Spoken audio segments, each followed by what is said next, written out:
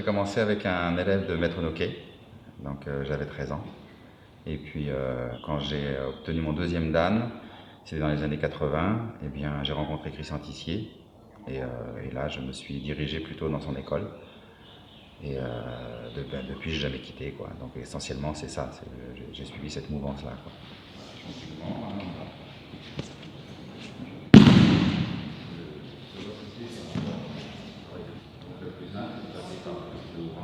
que ça nous laisse du temps.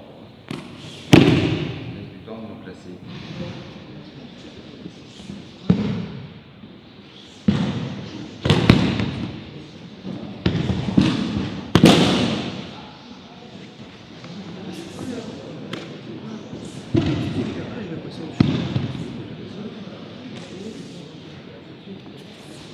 Tout départ, j'ai commencé l'aïkido avec peut-être un esprit de self-défense.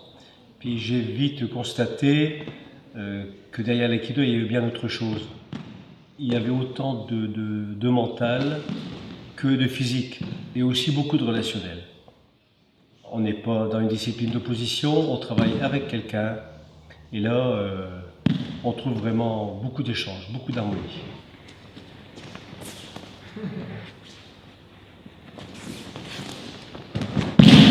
Faites très attention à ça, le retour de la main.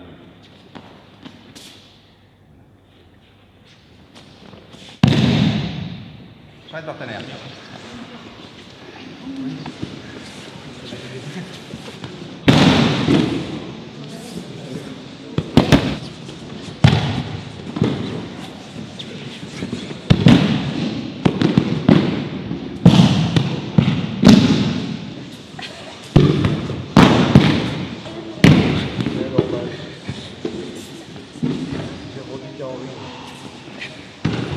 On a créé avec Hubert le club, j'étais le premier président du club.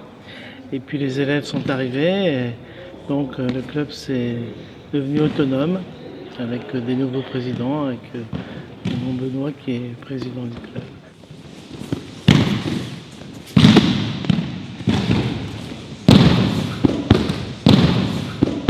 Aujourd'hui, c'est une chose importante puisqu'on fête la 10e année du stage d'été de Sort-le-Château.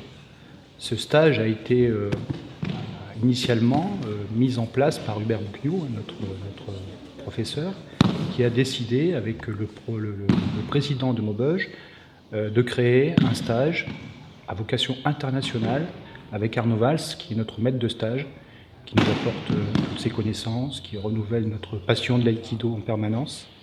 Mes hanches sont bloquées. Je ne peux plus bouger mon pied. Pour le bouger, je vais être obligé de relâcher la belle aubaine. Il commence déjà à rentrer un peu plus. Maintenant, je vais continuer à tirer. J'ai encore cette hanche bloquée. Pour la débloquer, je vais relâcher, revenir dessus. Et ainsi de suite. Et lui, il va à chaque fois ressentir ça. Présence, absence. Mais c'est lui qui me contrôle. Si je ne veux pas qu'il me contrôle, il ne faut pas qu'il fasse le chien. C'est lui qui doit s'appuyer sur moi. Pas moi sur lui. C'est lui sur moi. Et comme il s'appuie sur moi, c'était Hubert donc, qui m'a demandé ça il y a quelques années, donc une dizaine d'années maintenant. Et puis parce que je suis des terres du Nord, donc c'était logique aussi qu'on ait un stage d'été dans le Nord, dans le département du Nord où il n'y avait rien. Donc on a voulu innover. Et puis voilà, on s'est lancé dans l'aventure.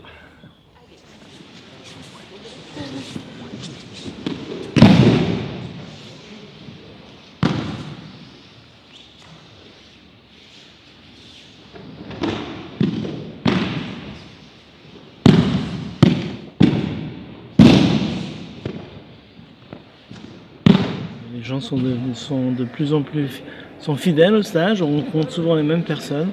Et c'est parce que je crois que l'ambiance y est, et je crois que c'est très très convivial. Donc c'est ce qui fait qu'on y prend plaisir à revenir chaque année.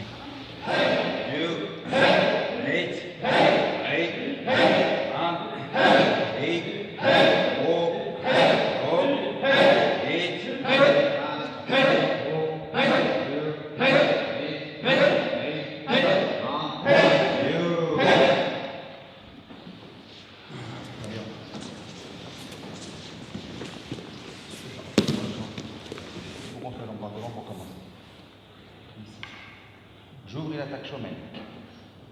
Et par rapport à son attaque, ensuite vous allez chasser son ken.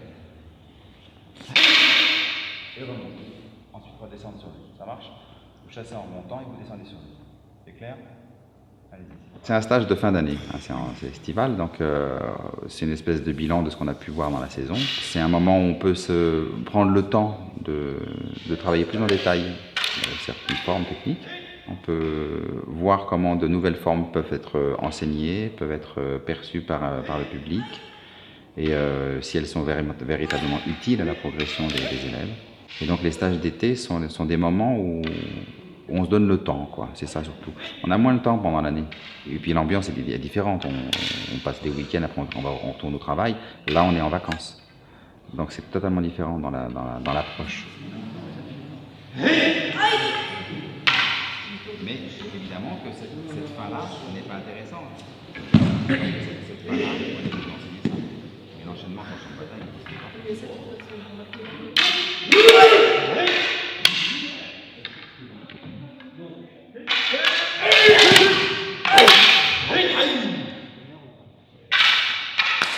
Ça permet aussi d'avoir au-delà de la pratique, des échanges plus intéressants parce qu'on vit ensemble. Hein, on peut manger ensemble, on peut boire des coups ensemble, etc. On a du temps. Donc c'est vraiment très très important ça. Attends.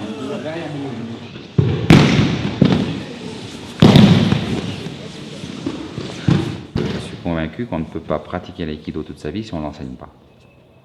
On apprend pendant 10-15 ans les bases de l'aïki, mais au bout de 10-15 ans, on a fait le tour. Et si on n'enseigne pas, ça n'a plus aucun intérêt parce que ça reste refermé sur soi-même. L'aïkido n'a d'intérêt que s'il est diffusé. Donc il faut l'enseigner. Sinon, la pratique se sclérose.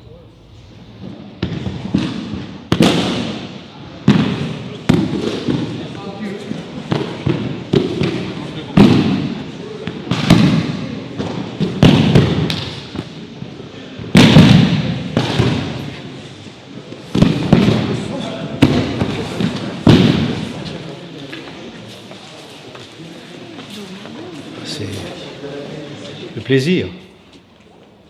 Le plaisir, la pratique, c'est l'échange avec les autres. C'est la convivialité. Convivialité.